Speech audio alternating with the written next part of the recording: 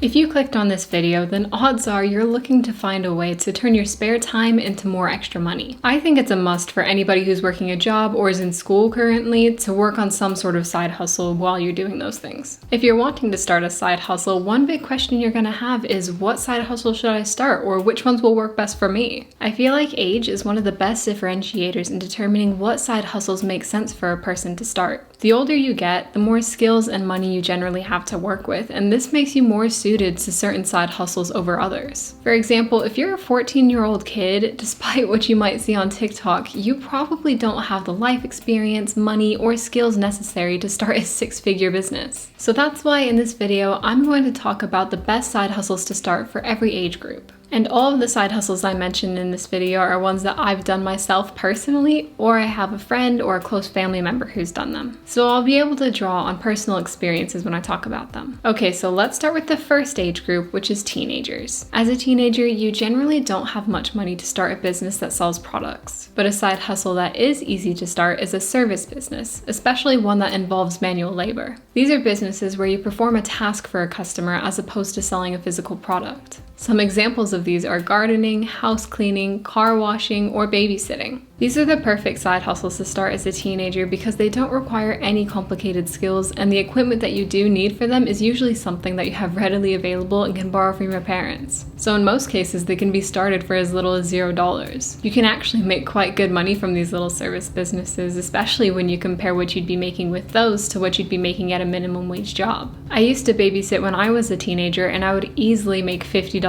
for about 3 hours of work. And my 13-year-old brother mows lawns right now and makes around $20 an hour, which is really good money for a kid. Luckily, when you're a teenager, most adults seem to admire your young entrepreneurial spirit, and they end up paying you a bit more than they probably should. Okay, so the second great side hustle you can start as a teenager is selling candy at school. My husband used to do this when he was a kid. Apparently, he would go buy candy and soda in bulk from wholesalers and then package them into little bags and sell them to the other kids at school. Apparently, he even had a few kids working for him at this point, where he would give them a minimum price that they needed to sell his candy at, and if they sold it for above that price, then they could keep the difference. And surprisingly, he actually made a ton of money doing this. He's from England, so he was making pounds, but if I convert that into dollars, he was probably making around $50 a week. Apparently, the only reason he stopped was because he got tired of carrying 2 backpacks around all day. He had one for his school books and one for the dozens of energy drinks and bags of candy that he had.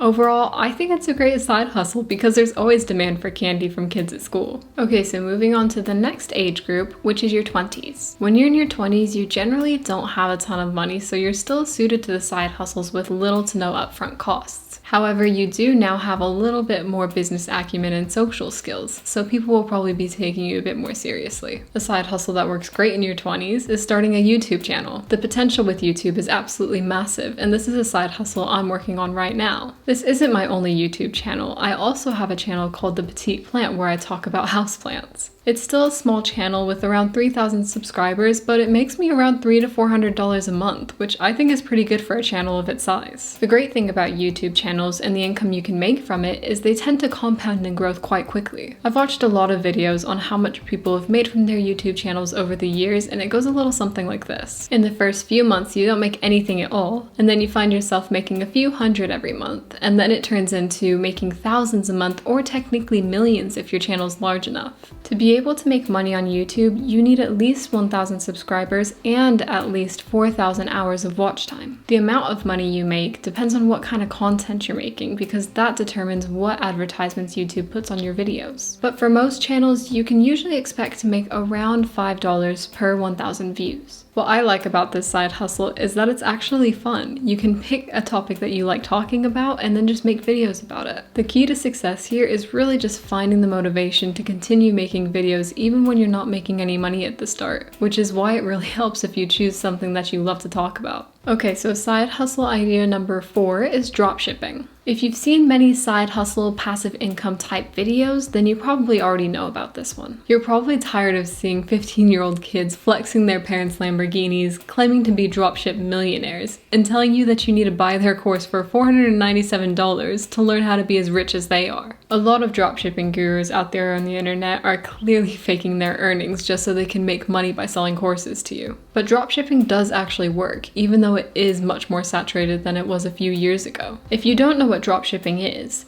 it's when you find products for sale online that you think will sell well and you list the same item on your own website or on an e-commerce platform. You list the item at a higher price, and when it sells on your own website, you then just buy the item from whatever place you found it from at a cheaper price and send the item directly to your customer and profit the difference. My husband used to do this when we were in college. He hired 2 virtual assistants from the Philippines to take care of simple tasks like listing products and fulfilling orders. And he would only need to spend around 5 hours a week taking care of the rest of the business. He didn't make anything crazy. It was about $1,000 a month or so, but to him it really beat working a minimum wage job on campus. And something that's quite funny is that this engagement ring was actually purchased with dropship money, which my husband thinks is kind of a flex. Okay, so the 5th side hustle on my list is offering freelance services. When you're in your 20s, you're very capable of learning a number of skills online that people will pay good money for. Some examples of these are video editing, graphic design, and photography.